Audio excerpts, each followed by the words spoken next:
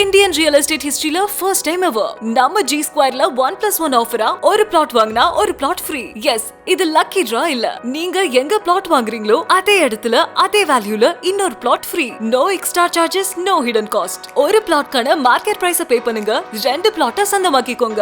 1 payment double asset, double appreciation. இந்த 1+1 ஆஃபரை grab பண்ண நம்ம கிரெடாய் ஃபேர் ப்ரோ ஈவென்ட்ல ஸ்டால் நம்பர் D3 விசிட் பண்ணுங்க, உங்க லைஃப் அப்கிரேட் பண்ணுங்க. கால் 8939750009.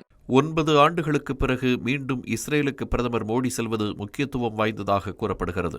ஏற்கனவே 2017ஆம் ஆண்டு இஸ்ரேலுக்கு சென்ற முதல் இந்திய பிரதமர் என்ற பெருமையை பெற்ற பிரதமர் மோடியின் இந்த பயணத்தின் போது தேச பாதுகாப்புக்கான முக்கிய ஒப்பந்தங்கள் கையெழுத்தாகும் என்று எதிர்பார்க்கப்படுகிறது. இஸ்ரேலின் மொத்த பாதுகாப்பு ஏற்றுமதியில் இந்தியாவின் பங்கு 34%.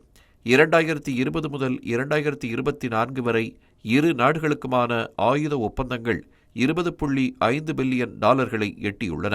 மேலும் $8.7 பில்லியன் அமெரிக்க டாலர்கள் மதிப்புடைய துல்லியமான வெடிமருந்துகள், ஸ்பைஸ் பாம்ப் அமைப்புகள், ட்ரோன்கள் மற்றும் தேஜஸ் Mk-1A போர் விமானங்களுக்கான AESA ரேடார்களுக்கான தொகுப்பு ஆகியவை இந்தியாவுக்கு இஸ்ரேல் வழங்கியுள்ளது.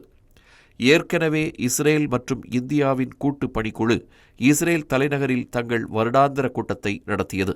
இஸ்ரேல் பாதுகாப்பு அமைச்சகத்தின் இயக்குனர் ஜெனரல் மேஜர் ஜெனரல் அமீர் பரம் மற்றும் மத்திய பாதுகாப்புத்துறை செயலாளர் ராஜேஷ்குமார் சிங் ஆகியோர் தலைமையில் நடந்த இந்த கூட்டத்தில் இரு நாடுகளும் பாதுகாப்பு, தொழில்துறை மற்றும் தொழில்நுட்ப ஒத்துழைப்பை மேம்படுத்துவதற்கான புரிந்துணர்வு ஒப்பந்தம் ஏற்பட்டன.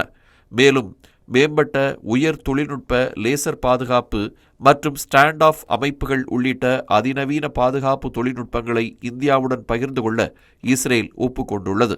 நாட்டின் 79வது சுதந்திர தினத்தன்று பிரதமர் மோடி மிஷன் சுதர்சன் சக்ரா என்ற பாதுகாப்பு திட்டத்தை அறிவித்தார்.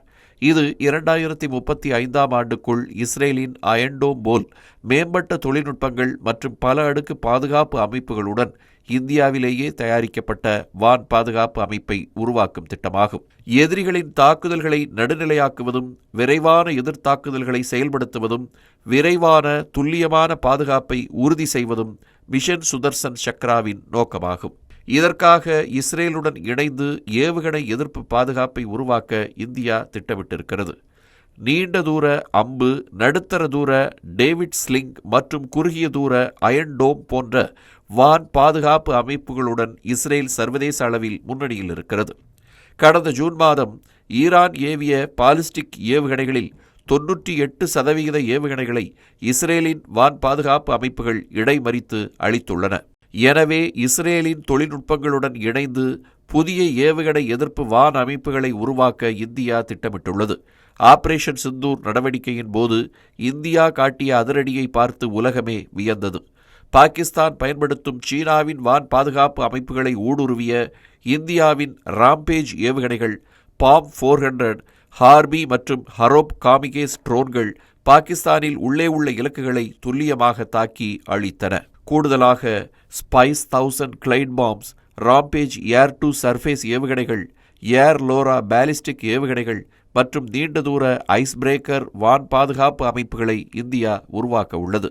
மின்னணு போர் மற்றும் வெடிமருந்து ஒருங்கிணைப்பு உள்ளிட்ட பரந்த தொழில்நுட்ப பரிமாற்றங்களுக்கான இந்தியாவுடனான இஸ்ரேலின் ஒப்புதல் பரஸ்பர பயங்கரவாத எதிர்ப்பு கொள்கைகளால் தீர்மானிக்கப்படுகின்றன என்று கூறப்படுகிறது.